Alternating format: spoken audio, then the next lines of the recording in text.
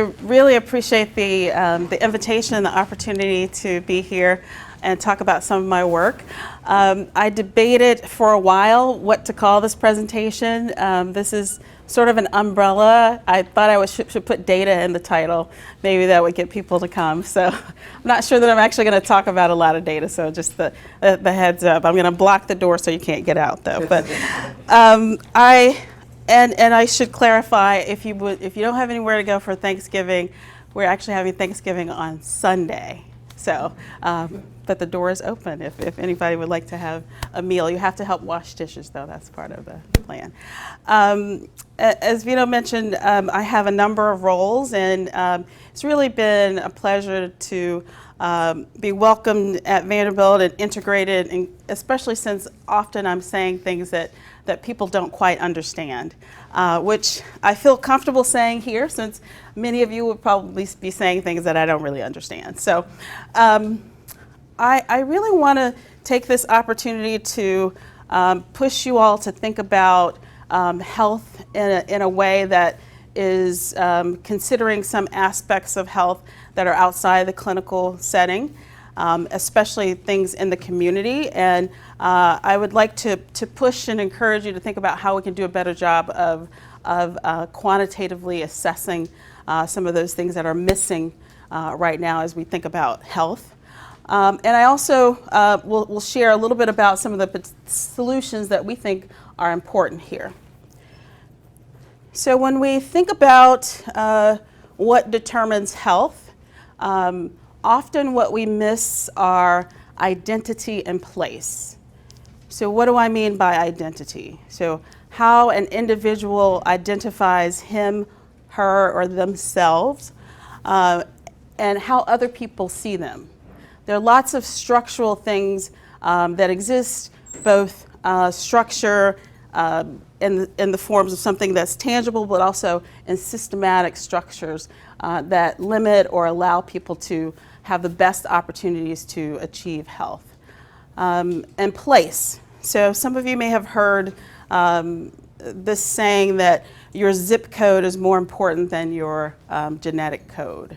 And of course, geneticists might say, well, that's ridiculous, and but there certainly is a lot of evidence that that's the case. So here we are in the southeast US, and these red and orange areas really are a sign of the likelihood that if you are born into the bottom fifth of a neighborhood or community or area, so if you're born into poverty, the likelihood that you'll actually move to the top fifth, so your upward mobility, likelihood of you actually moving from the bottom 20% to the top 20%.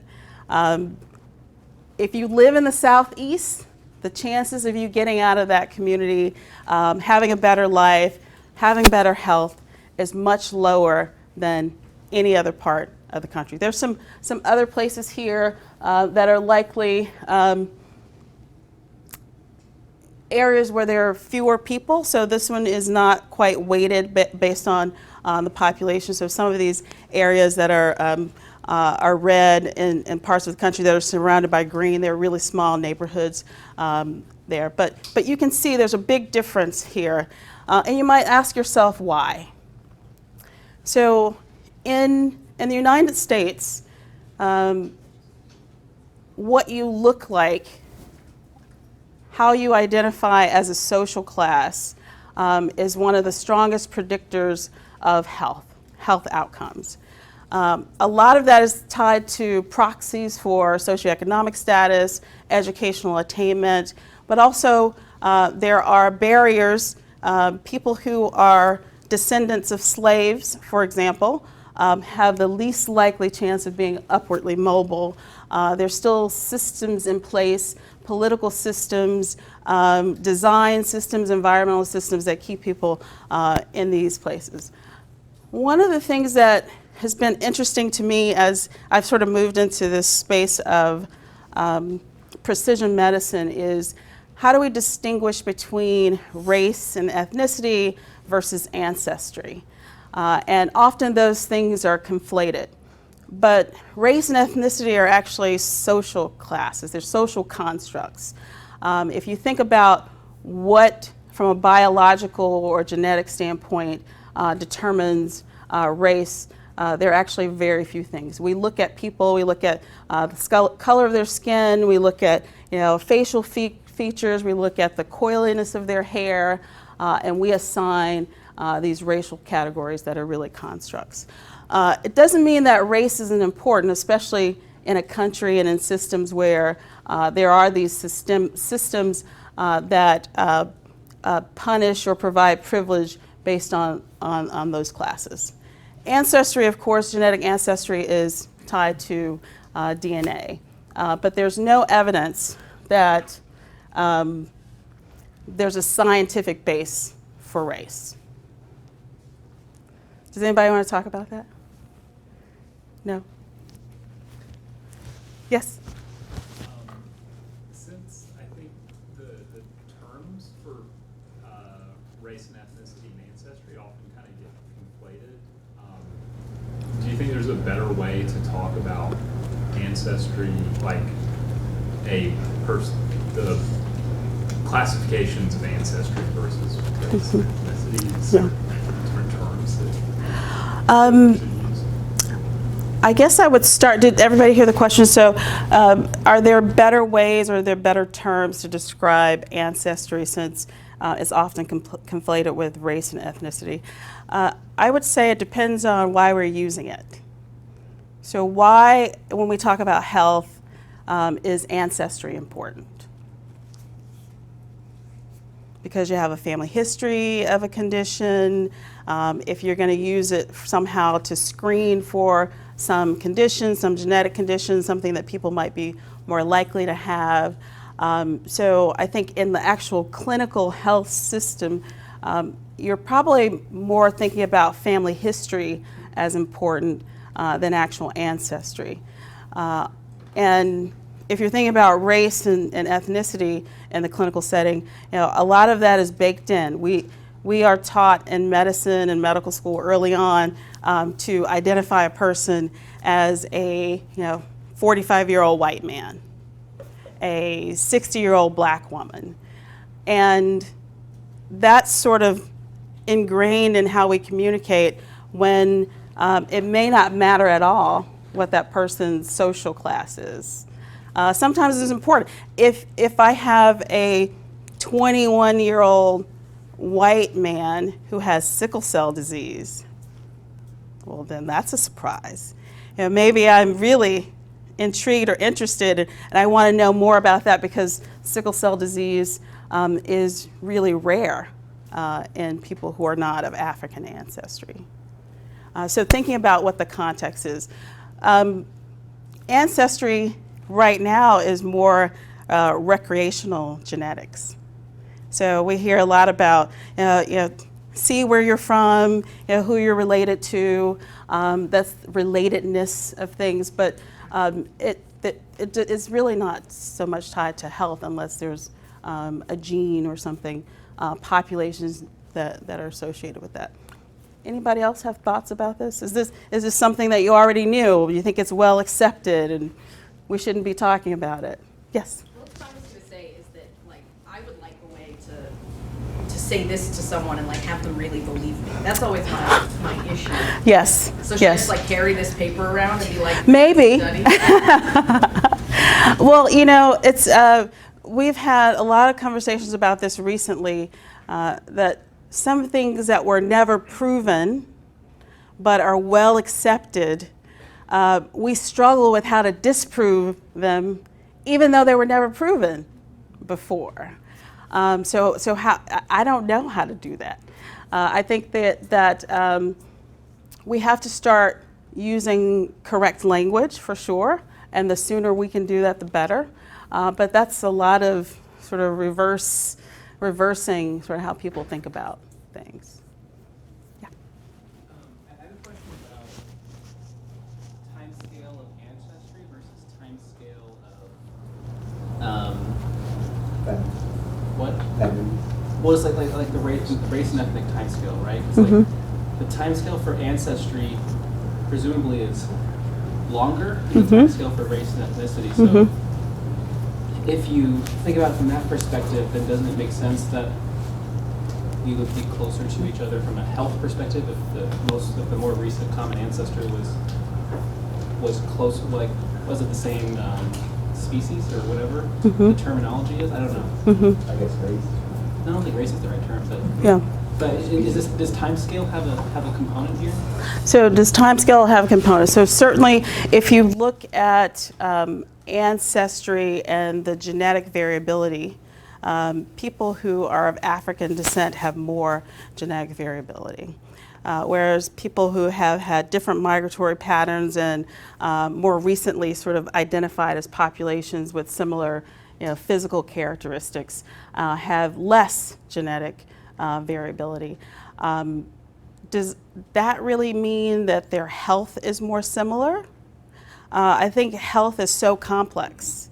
It doesn't have just to do with the ancestry, but it certainly has to do more with the place and the opportunity, the other things that are available as far as food and healthy opportunities. So there's a lot more tied to where you live and how you live together than actually the ancestry itself, if that makes sense. Yeah. Somebody else?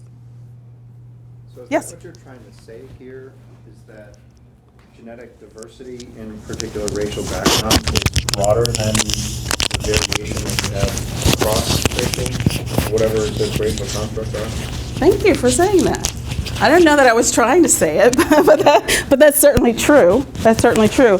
But what I really want to emphasize here is that a lot of things that we believe or have been taught about racial differences in health outcomes are not due to biological differences.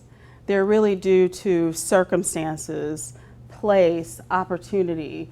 Especially for people who are, again, descendants of slaves in the United States, race is often a proxy for poverty and lower socioeconomic status, and not something that's biologically different about people. Does that make sense? You want to say it better for me? Well, no, it's just it's the term scientific basis here is being used fairly specifically, even though it's a pretty general thing. Yeah. So I think I just wanted to clarify what the scientific basis was referring to, and it's more genetic diversity than. Yes, yes. I'll blame. Say there's a scientific basis for the classification of race, just because we make the class. Well, let's talk about that. So the scientific basis for the classification of race. I didn't say there was an underlying reason for it, other than that's the way it's been done. I'm Right. not saying that Yeah. there's a right or wrong. I would say that that it's not scientific. If you look at how, and I don't know that I have a lot of slides about this here. If you look at if you look at how race is considered in different countries and locations, in the United States, I'm considered African American. In Brazil, I might be considered black. In Haiti, I might be considered. It's not clearly defined. I might be considered white. In Haiti. And in Nigeria, I would be considered American.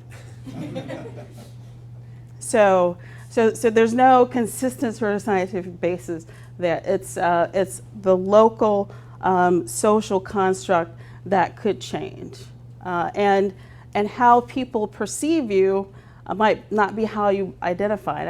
I think we see more of that now with people who are biracial, and if you were biracial in 1875, you would be considered black. You would not have the same rights as other people. You would not be allowed to identify yourself as biracial. People might call you mulatto or something like that, but you would be considered colored, and you wouldn't be able to use the restrooms that everybody else used. You wouldn't be able to enter Vanderbilt Hospital in the front door, even if you identified yourself as a mixed race person. Yeah. Yes?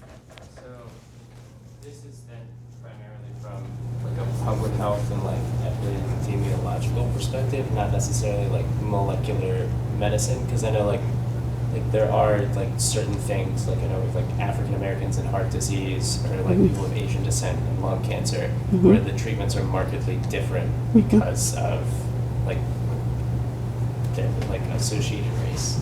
Yes, so we're actually starting to question some of that. Let me come back to that. I do want to hit a couple of things here. So if you believe the government, which I'm not sure that we should, the way that we classify for all of our federal grants and many of our reporting structures, we talk about, we have a category for race, and we have 6 or so, depending on if you have other as options. And then for ethnicity, there are 2 ethnicities. Does anybody know what those 2 ethnicities are? Hispanic and non-Hispanic. Yes, yes. So those are your only 2 options for ethnicity. You can be Hispanic or you can be not Hispanic.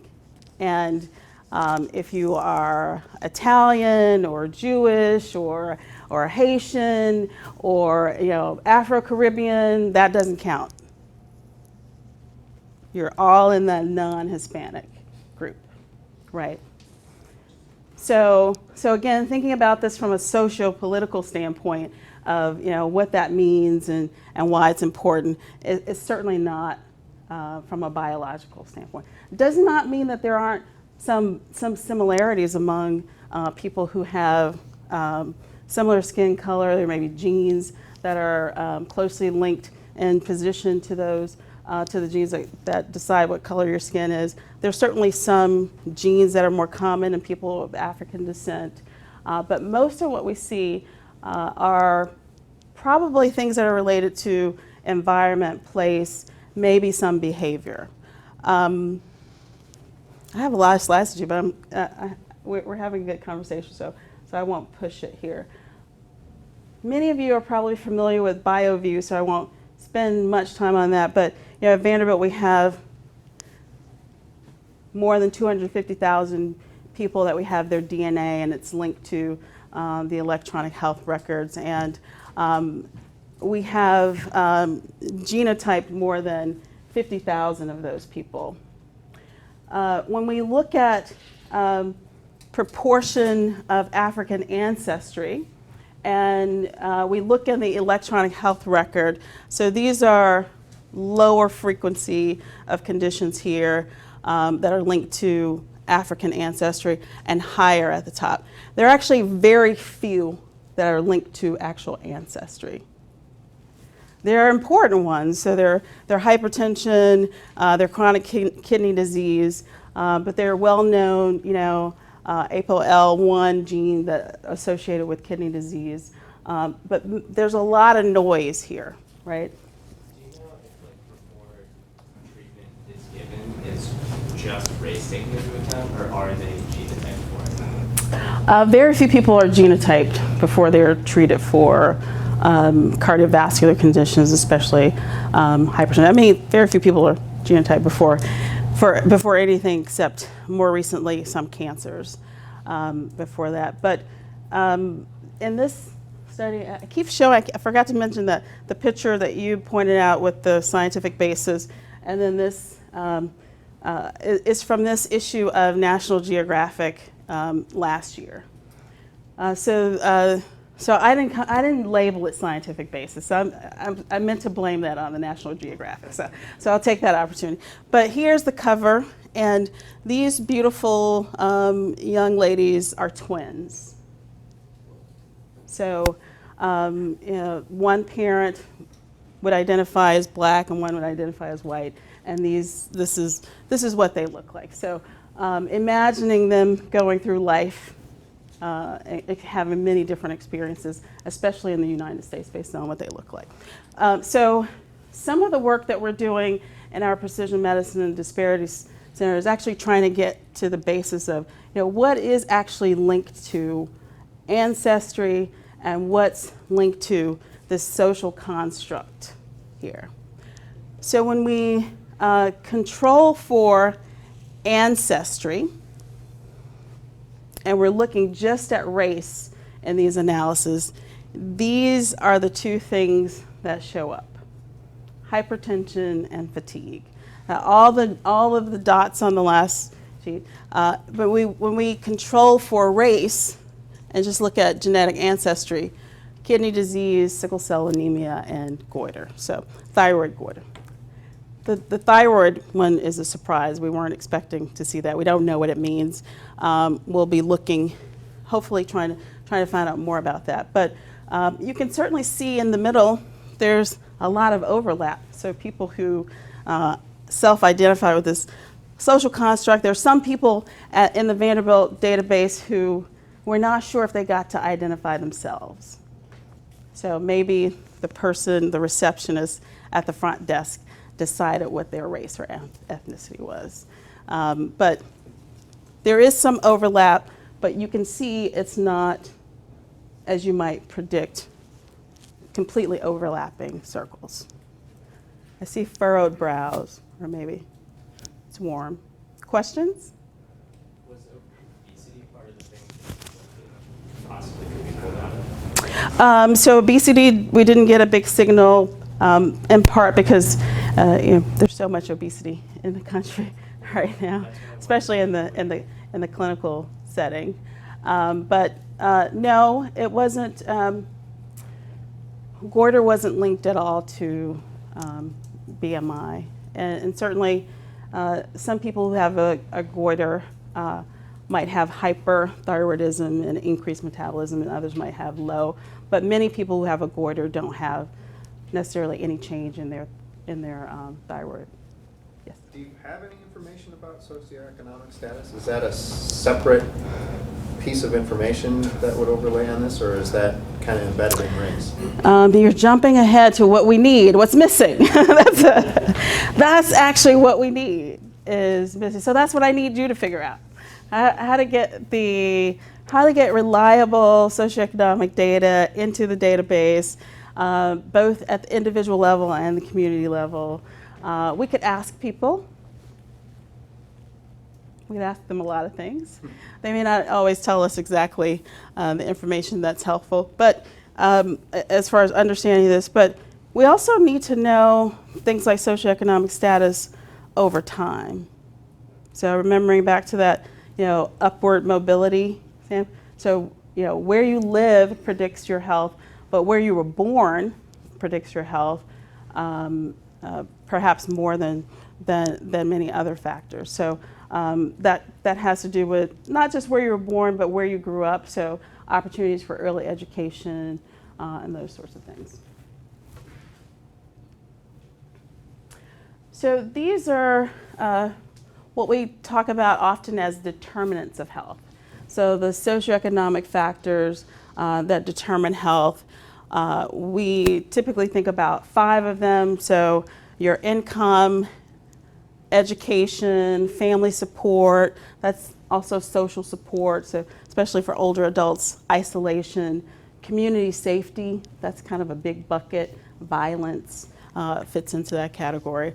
Then the physical environment, whether or not you live in a neighborhood that has access to grocery stores or whether or not there's adequate transportation in the neighborhood. There are things in the physical environment. Certainly water, safety, air quality, those are things that are important. So 50% of health outcomes are determined by socioeconomic status and physical environment. Do you think about how this changes over the course of someone's life? Mm-hmm. Like, do you think there's a pretty big difference between how much my physical environment dictates my health as a 20-year-old versus an 80-year-old?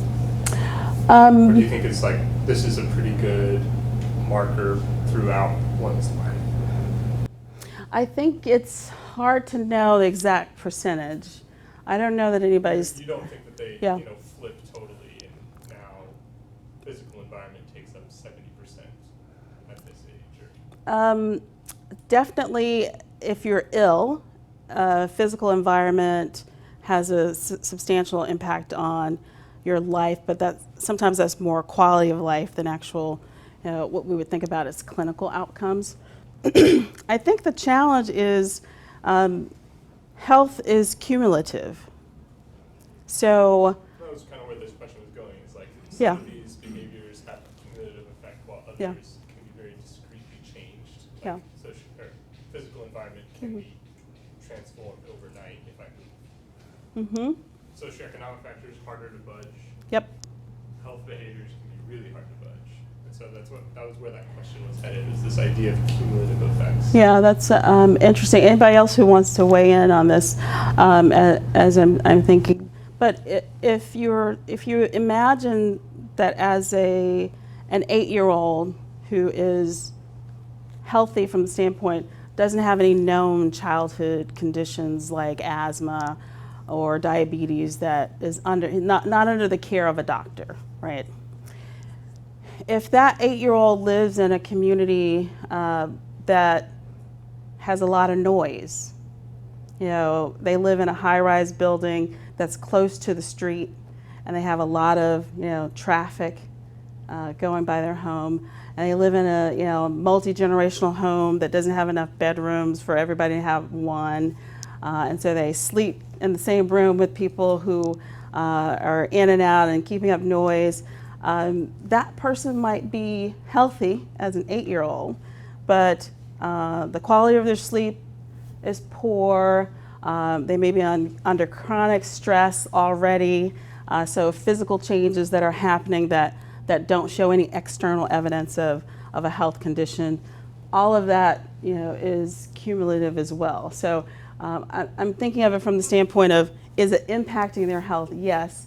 But is it something that's clinically apparent that would require some treatment? So I don't know, though, if there's anybody who's studied differences in those things over time. I'm going to try and make a mental note of it to look at it, because I think it's interesting. Hard study. Yes, it's very hard study. Other questions, thoughts about this one?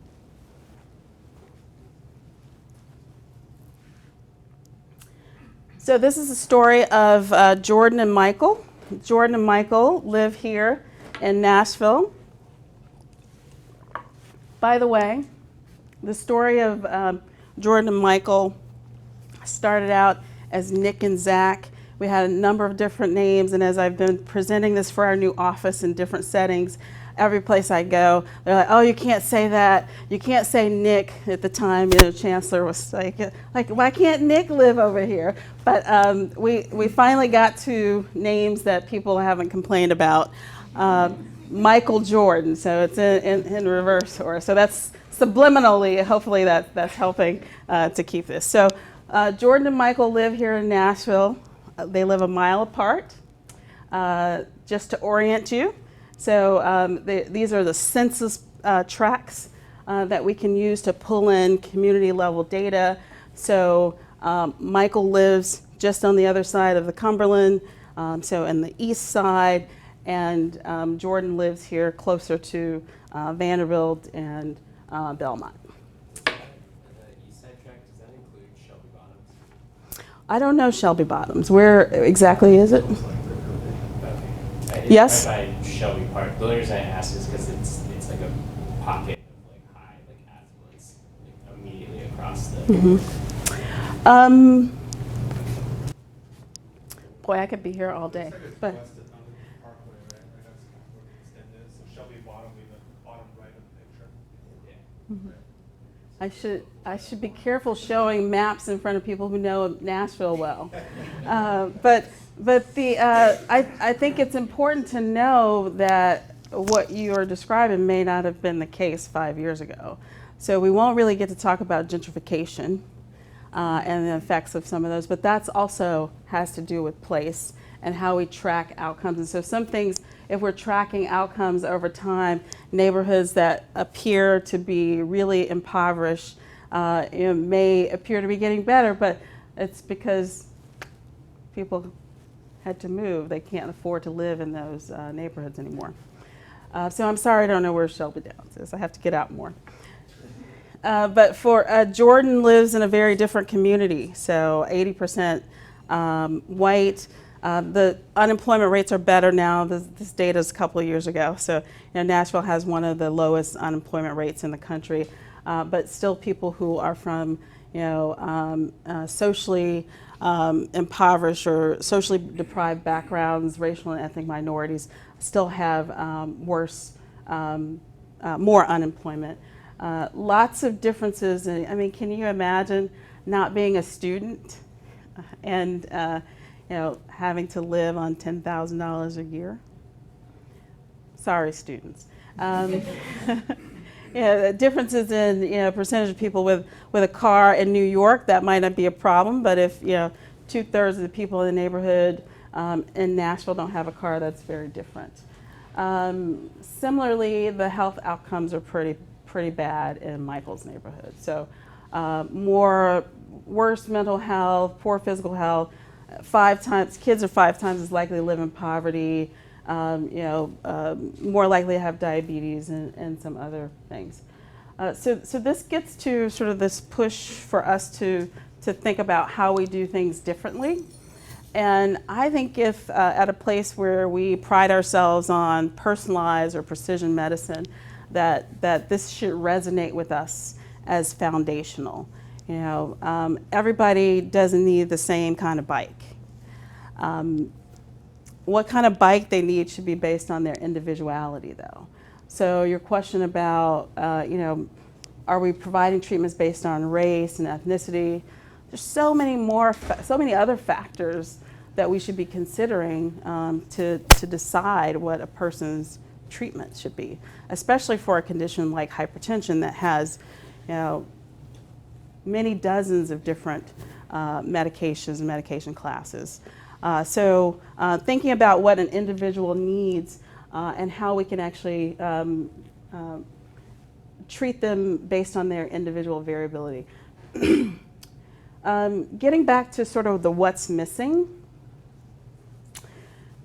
So as we're moving more into data science and large databases and integrating all these databases, we're spending so much time, and I work with Josh Denny and the Precision Medicine Initiative, the All of Us research program, where we're recruiting more than 1 million people into this database across the country.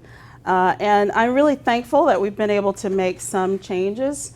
For example, the race ethnicity questions. I talked about you can only have 2 ethnicities. It took at least half a dozen discussions with NIH to get them to agree to a single question. So we don't ask what's your race and then later what's your ethnicity. We ask one question. It says, which of these best describes you? And there's a list of 10 different options. So you can choose an option that says you are Black, African American, African. You can choose one that says you are white, European. You can choose one that says you're Asian, Asian American, etc. And then once you can choose as many as you'd like to. So if you identify as multiracial or biracial, you can choose that. If you identify as Hispanic, Spanish, Latino, you can choose that. Once you choose it, it branches, and then you can choose more options. So if you identify as Asian, there are at least a dozen countries you can identify with. Same thing if you're African or African American, you can choose those, Afro-Caribbean. So that took a lot of effort for us to get done. Mostly we just had to keep telling the story over and over again about how this was never proven to be linked to any real biological basis. So we now have more than 250,000 people who've answered questions in that way. And despite what a lot of people at NIH thought was going to be an issue, people have not had an issue with it. They're happy to check, as one or as few of those boxes as they like. We also have an option for the none of these fully describe me. And if you want to check that box and identify as Martian, I don't think we've had anybody identify that way yet, but that's one of the things. Interestingly, though, even though the question says which of these best describes me, some people, when they've been pulling the data in, naturally gravitate to, the person's race is this, their ethnicity is that, even though they didn't identify that way. So it's still so ingrained to do that. But so we have all this different data. We have health records, genomics. Hopefully we're going to get some of this information, poverty, geospatial data, and do a better job of patient-reported outcomes. But there's still a lot of things that are missing. Does your data set and analysis also mesh well with international data sets, like let's say the NHS? So the NHS doesn't have categories typically that align with the US ones to start. They typically identify people based on country of origin, so they have more of that in their database. I don't, and they also typically don't identify people by race. They say ethnicity. It's more typical in the U.S. for people to identify race, but outside of, in other countries they don't. So do we have the right data to even help understand health? So this is an example. I do have one slide, it's not here, that shows the corner of Rosa Parks and Jefferson here in Nashville, which when I moved here had 3 fried chicken places there. One of them is closed. Not that I ever go to any of them, just that often. But just the density of this unhealthy food is actually pretty close to the farmer's market there. But right in the middle of that is a pawn store and a predatory lender, which when it was being built, I thought it was going to be this beautiful new bank. It has, floor to ceiling, walls. I was like, that's amazing. And then the fast cash sign went up on top of it. But these environments are so unhealthy in general. So if you do some geospatial mapping and you're going to pull in where the grocery stores are, it can be misleading because you have to look at the population density. If you come to my neighborhood, which is in Brentwood, and you look at the number of grocery stores per person in the area, we almost have more grocery stores than people. There's a Publix, there's a Fresh Market, there's the biggest Kroger in town, it seems, like right there in a half-mile radius. And then there's one grocery store with maybe, more recently with gentrification, there are some fresh fruits in the store, but when I first got here 7 years ago, you might not get any vegetables, fresh vegetables there. So are we looking at the right data? Are we thinking about sort of the density and this idea that we're not just thinking about food deserts, but food swamps where this unhealthy food is, which in the United States, it's cheaper to get poor quality, poor nutritional value food than it is to get healthy food. There are liquor stores also in these communities, and so thinking too about what the options are for people as they move in. We don't have the right environmental data. Yes, I'm sorry. I just have a question about when you're thinking about the information you want to capture. Mm-hmm. Do you think the data points are different if you're doing things from like a research standpoint versus like an outpatient clinic setting versus an inpatient clinic setting? Yeah. Because some of these things seem really more important when you're analyzing like outcomes in a population versus if somebody is admitted into your service inpatient.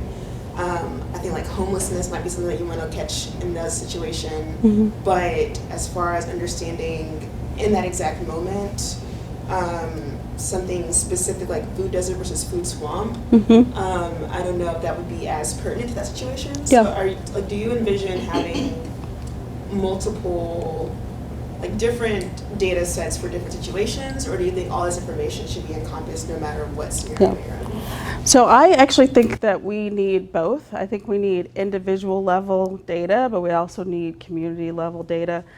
Some things are going to be easier to capture at the individual level. If you have a patient who comes in to see you, he or she may not know how far away the nearest grocery store is, or how many grocery stores are in the neighborhood, where the farmers markets are, and even if they do, let's say we have this great community level data, if he or she can't get to the grocery store, it doesn't really matter. If they can't afford the groceries. So I think we have to have a combination of both. At this point, though, we don't really know what people want to share at the individual level. Again, individuals from these disadvantaged backgrounds have historically been abused and not had access to care in this country. People who are more recent immigrants or perceived to be immigrants are less interested in providing information because they have fears now. So there are lots of things that go into at the individual level what we might capture. On the other hand, people may say, I don't want any of that community level information in my records. Don't put anything about the median income or the percentage of people in my community who have a high school degree, because that's not me. So we still have a lot to learn and have to think about ways to quantify that. So we're almost out of time, and I think I got through a third of my slides, but the conversation was good. I'm just going to skip ahead to this one and then see if there are any other questions. A lot of what we need to do is certainly around getting the right data and finding ways to integrate it into the other data sets that we have. But there are also issues around who interprets the data, making sure that we have individuals from different disciplines and backgrounds and different experiences who are involved in doing the analysis. I've been working on a project with folks from Harvard and IBM on how AI is biased and not. And if the data sets you're using to train the machine are flawed and don't have the right data, if the framework, if the conceptual framework for it is flawed, if you don't have all of the most important components of the data, or the data elements there, the variables that you need, then the machine is just going to be learning on flawed data. The algorithm isn't going to be correct. And so we have to think more carefully about that. One of the things that we're struggling with in the All of Us research program is that we actually, I won't take credit for it, but sometimes I do, because I get blamed for enough things. But in the All of Us program, we now have more than 200,000 people who are enrolled, and more than half of them are racial and ethnic minorities. Another 25% of them are either from a rural community or have a limited education or limited income. So we have one of the most diverse data sets so far of individuals who are allowing us to have access to their electronic health records, to be genotyped, to have some self-reported measures there, and we don't have people who can analyze it from enough different viewpoints. I think we have to have some diversity in viewpoints of how the data is analyzed, and I think that's something that we need to work more on. So I've been pushing that, even though we've had this commitment to make the data open and available, open means that you have to be proficient in R and Python. or Python, and maybe all of you are already so. But yes, almost, definitely. Yeah. There we go. Let's talk. But if we want people, researchers from different disciplines, especially those who are trained in social sciences, to be a part of the team and helping us understand these social determinants, we have to recognize that they need to be a part of a team, or they need to learn these methods if we're going to understand their perspectives and how we interpret the data and learn what's missing. So if we say, hey, the data's here, come and get it, but you can't do anything with it, then it's not really accessible. And I think that's a huge challenge we have. So thank you for your time today.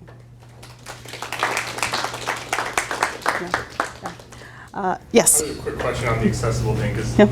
the concept of trying to make something available and easily interfaceable but not require coding it's a huge challenge. Yeah.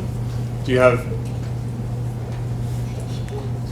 where do you begin with that kind of thing? So I think there are a few potential solutions, but I'm trained as a clinical investigator, and the way that I was trained, that you have to have a hypothesis and a research question before you go into the data. And if you have the hypothesis and research question and the pre-planned analysis, then those elements from the database get pulled down, and you and your statistician do the analysis, and then you decide whether or not your hypothesis was correct. And of course, the data science and genetics and even some other fields are very different in that standpoint. So I think the way, from a discipline standpoint, that we're taught and understand, or our approach to science is different, and we have to reconcile that.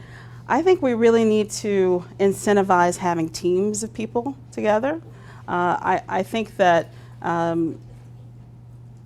not forcing or requiring everybody to learn to program isn't the best way, but also not requiring or forcing people who are programmers to learn in depth about social determinants of health or even clinical measures isn't going to get us the answer that we need. I think we have to learn and incentivize working together as teams. We have started to try to do that with identifying, one of the ways that we have so much diversity in this data set is we partner with community health centers. They've been incredible with encouraging their patients to be a part of the program, but none of them have real research experience or background. So if they're not at the table when we're trying to do these analyses, we're certainly going to be missing some important things. So, I know it's right at 4, but I can stay a little bit longer if anybody else has questions. Again, thank you all for the opportunity. Yeah.